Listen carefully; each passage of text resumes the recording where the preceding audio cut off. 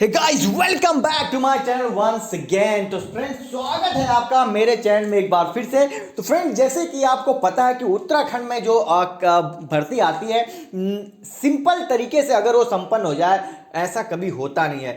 तो ऐसी एक भर्ती है स्टाफ नर्सेस की। जी हाँ फ्रेंड, लिखित परीक्षा नहीं, वर्षवार मेरिट के आधार पर होगी नर्सिंग परीक्षा। अब ये कैसे वर्षवार होगी और किस तरह से होगी, उसके बारे में डिटेल में इस वीडियो में चर्चा करेंगे। तो आप हमारे साथ अंत तक बने रहिएगा। तो चलिए शुरू करते हैं।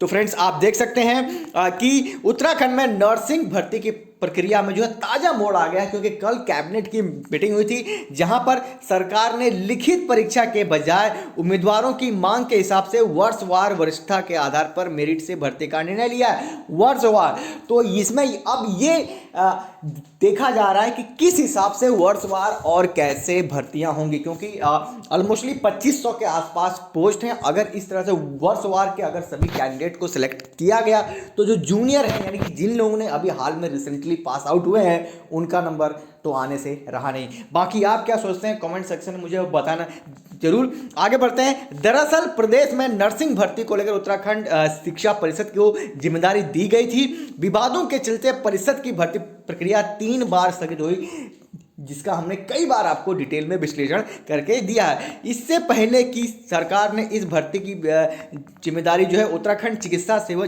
चयन आयोग को सौंप दी थी। बावजूद इसके अभी तक भर्ती की प्रक्रिया लंबित है।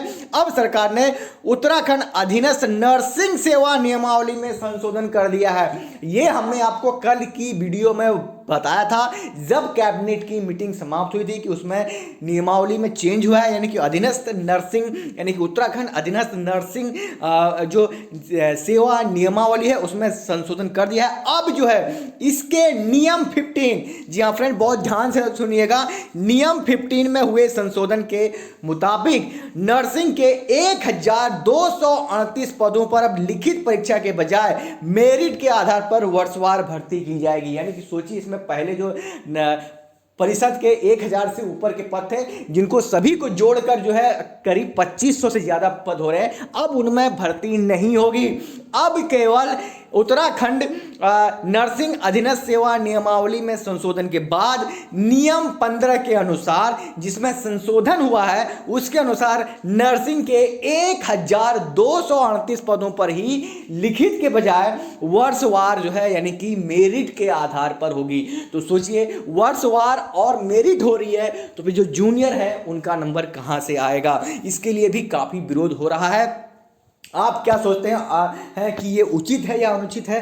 कमेंट सेक्शन में मुझे बताना जरूर। अच्छा, कुछ कैंडिडेट्स के ये कमेंट आ रहे थे कि किस वर्ष से लिया जा रहा है, तो फिलहाल अभी इसका कोई वो नहीं हो पाया है, लेकिन जैसे ही ये हो जाएगा आप तक हम पहुंचाने की पूरी कोशिश करेंगे इन्फॉर्मेशन। तो आप हम तक जरूर जुड़े रहें। अगर आप चैनल पर पहली बार आए तो लाइक करें, कमेंट करें, सब्सक्राइब करें, और अधिक हमसे जुड़ना चाहते हैं तो डिस्क्रिप्शन बॉक्स में मेरा इंस्टाग्राम का हैंडल है, उसको भी ज्वाइन जरूर करें। और उसके अलावा स्क्रीन पर एक नए यूट्यूब चैनल का URL आपको दिखाई दे रहा होगा, तो उसको भी आप अपना प्यार देना ना भूलें। आगे बढ़ते हैं। तो यहाँ पर साफ साफ लिखा है कि इससे आपको बता दें कि इससे पहले हर्ष मणि नौटियाल बनाम राज्य सरकार मामले में हाईकोर्ट के आदेश के बाद नर्सिंग भर्ती के लिए लिखित परीक्षा का प्रावधान किया गया था। अब सरकार ने इसमें दोबारा संशोधन कर दिया है। तो सोचिए, एक तो पहले इतनी लड़ाई हुई, उसके बाद उसमें संशोधन हुआ कि नहीं, पहले जिस